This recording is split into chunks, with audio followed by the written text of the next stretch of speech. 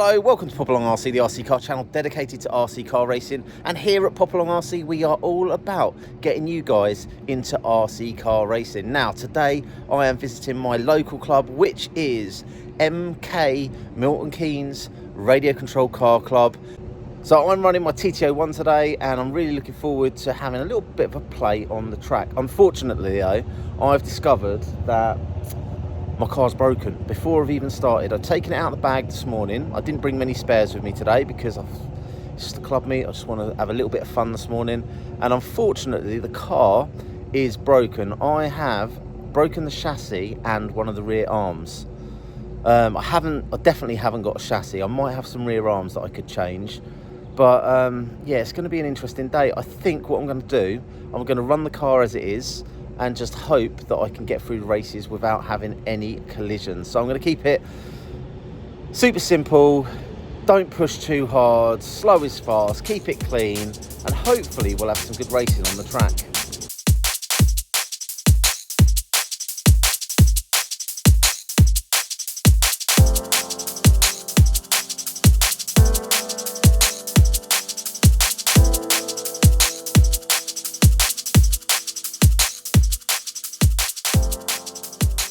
So today the main man on the track is Mr. Land is back, and he is also running his TT01. However, his TT01 is ever so slightly different to mine. On a really tight track like we have here at Milton Keynes, it pays to have a really nimble car. Now, if you run the TT01, how can you make your TT01 even more nimble than it already is? Well, you can shorten the chassis for starters, and that is exactly what Paul Land is running. He's running a shorter wheelbase on his TT01, which is allowing him to carry a little bit more speed through the tight sections on the track. Makes it a little bit less stable down the straight, but here indoors there isn't much of a straight to worry about. So let's take a closer look at Mr. Land's car and see what he's done differently. Here we go, everyone's favourite on the channel, Mr. Land, Mr. Know-It-All. Here is his TT01, which is absolutely smashing it around the track today. So we have got a similar configuration to his amazing truck, but double fan on the motor. We have got the 1080 ESC. What servo are you running in there? Savox 1258. That's one of our favourites actually, the Savox 1258, nice. Springs wise, these don't look like anything I've seen before. What are we running spring wise? They're all Tamiya actually, they're all Tamiya springs. The rears, the rears are medium, fronts are hard. Oil wise, 500, 400. Yeah, that's basically it. Basically zero toe on the front, it's more or less parallel. It's basically set for get like the iconic spec, apart from the front drive shafts, which are alley, so change them back to standard and then we'll be all good. Okie doke. Now we are on quite a tight technical track here today. You've made one major change compared to what most people here are running. Can you talk us through what you've done with your rear end? So everyone wants to know about your rear end, Mr. Land. So basically on the rear of the TT01 you can run either a long wheelbase or short wheelbase. I think it's 257 to 259, so you're only gaining 2 mil, but you basically change the top and the bottom wishbones round so the wheel moves forward at the back. Okay. And then that gives you a short wheelbase. And how's that impact on the angle of the drive shafts in the back there? If you flick it over and have a look. It points it forward. The drive shafts do point forward. Yeah, we can see that there. But cool. Yeah, it's just minor adjustments because TT01E is very, very basic. You've not got an awful lot to play with cambers and the adjustments that you get on like a pro touring car, but they're based for beginners, which are great because it keeps the field sort of tight and all together, in theory. In theory, except for you, you're way out in front. I'm racing with the gods again. Because you know exactly what you need to do to get every last little bit out of here. Battery-wise, now, we have got some very nice looking batteries there. What batteries have we got? They're the Amy Booth low profile ones. Okay, like the Amy Booth 130C they are going to be pumping out some juice, aren't they? Yeah, they get better as they get more used. And that's at 7.6 volts as well. Yeah.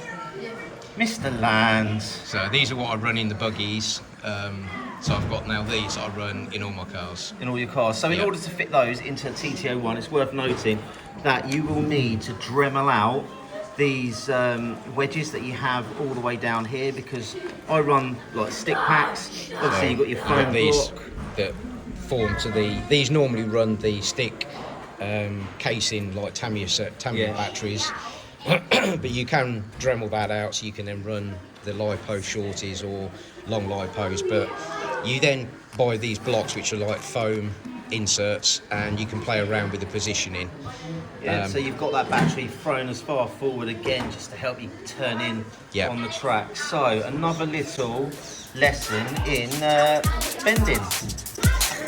Thank you, Mr. Benderland.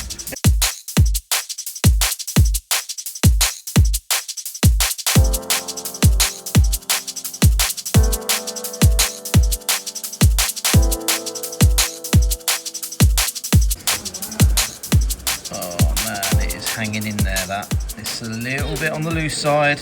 Okay, so after round one I was sitting second, just behind Mr. Land, who was on 19 laps. Round two, again Mr. Land has gone up to 20 laps, I am up to 19. Round three though, I took the top spots. Just the final to go though, will it last the day? So fortunately for me, I managed to make it through to the final, and the car was still intact. Now, as far as the final goes, it was quite an uneventful affair. Initially, I got caught up on the first corner and I went from second down to fourth, but I played the patient game. I allowed the guys in front of me just the space to race and run, waited for my opportunity to slide myself back up into second place and get on the hunt for Mr. Land, who is up the track. Now, before going out for the final, I didn't put any additive on my tyres because it's a new carpet. The grip seems to come up really high as you go through the day. And after about 2 minutes into the race, my car hit a sweet spot and I was absolutely flying. Definitely the fastest car on the track. And I could see myself lap after lap clawing in Mr. Land. And as it goes, the biggest factor in the final, I think, was the negotiation of back markers. There were a real mixed field in the final today. I think this is fantastic for the club because we've got so many novice drivers stepping up into the TT01. We've got lots of youngsters racing at the club, and all in all, the club is in a fantastic place. And for those younger drivers and less experienced drivers to learn, they need to be racing with some of the better drivers. Maybe it's to follow their lines round. Also, you're not going to really work on your racecraft and overtaking, and also the race etiquette of yielding and moving out the way unless you're put in these situations. So it's really good for those guys to really develop their driving on the track. As for me though, I say the car got better and better as the day went on. I'm amazed that that rear arm actually held out till the end of the day, but I got through the day in one piece, and now I have a little bit of a dilemma. The thing is, I do like my TT01. I feel really confident when I put the TT01 on the track. It kind of does exactly what I want it to do. Even when it's broken, it still seems to run really nicely. Now today, unfortunately, Paul pulled out towards the end of the race, which means I took the win, and that's 2 weeks on the trot where I have taken the win in the TT01. So what do I do next week? Do I carry on with the TT01s, or do I get another car up and running? Now obviously if I want to run this car, I'm going to need to get a new chassis and get some spares, but I'm thinking it might be time to reignite the GT12 for next week. So pop it in the comments down below. What would you like to see me racing at the MK track over the next couple of weeks? Don't forget to like, subscribe, hit the old ding dong bell, and hopefully we'll see you again soon.